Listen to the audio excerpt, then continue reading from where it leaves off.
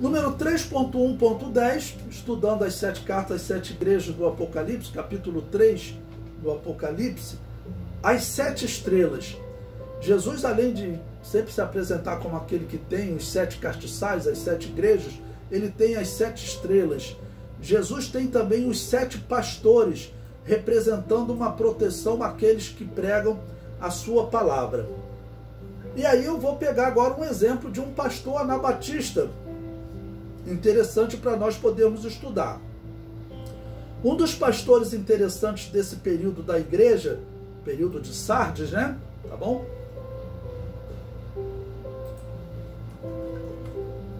Foi a história do anabatista George Blaurock, que viveu de 1491 a 1529. Foi um bispo católico que passou a seguir a fé reformada e depois abandonou a fé reformada e seguiu para a fé que os católicos chamavam de anabatistas. Eu chamo de os verdadeiros cristãos. Blaurock foi capturado pelos católicos e condenado sob a seguinte acusação. O livro História dos Anabatistas, de Stepp, publicado em 2017, é muito interessante esse livro, vocês podem ler. Ele escreve: por ter abandonado o ofício de sacerdote papista, essa é a razão da condenação dele. Por ter mantido o batismo de infantes, por não ter mantido o batismo de infantes, ou seja, abandonou o batismo infantil, e ter pregado um novo batismo para as pessoas.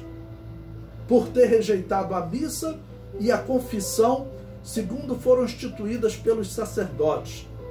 Por deixar de invocar ou adorar a Mãe de Cristo. Por essas razões, foi executado e deu a sua vida por elas, como é de se esperar de um soldado e herói da fé.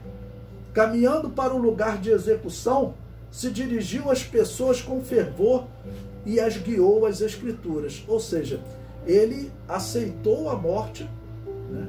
Ele defendeu, olha, nós não vamos pegar em armas para nos defendermos. Né? Ele continuou pregando o evangelho. Quando os católicos capturaram ele, ele foi condenado. Com entoações semelhantes à dos salmos, Blaurock exclamou: portanto cantarei louvores em meu coração a teu santo nome, e para sempre proclamarei a graça que tenho experimentado. Suplico-te, ó Deus, em nome de todos os teus filhos, que sempre os guarde de todos os inimigos das almas. Não edifiquei sobre a carne, porque passa e não perdura, mas depositarei a minha confiança na tua palavra. Nosso fim está perto, bendito Senhor.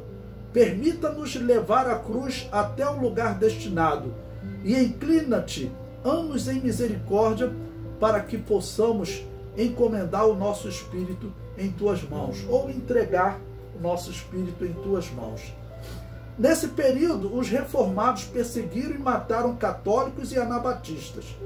E os católicos perseguiram e mataram reformados e anabatistas. Os anabatistas eram perseguidos por todos. Então, como teve casos de alguns estados que adotaram, por exemplo, a fé católica, o que ele vai fazer? Ele não vai aceitar os reformados, eles serão considerados hereges também.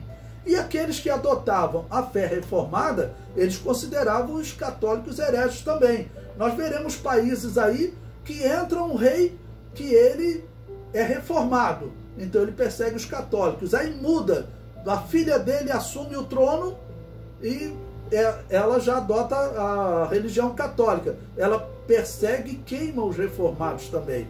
Então vai ser uma guerra aí nos anos que se seguiram. E como eu disse, os anabatistas, eles viviam, né, fora principalmente da Alemanha, França, Inglaterra, que eram os países assim que estavam liderando a reforma. Suíça, eles viviam, por exemplo, na Holanda, que era um país mais tolerante.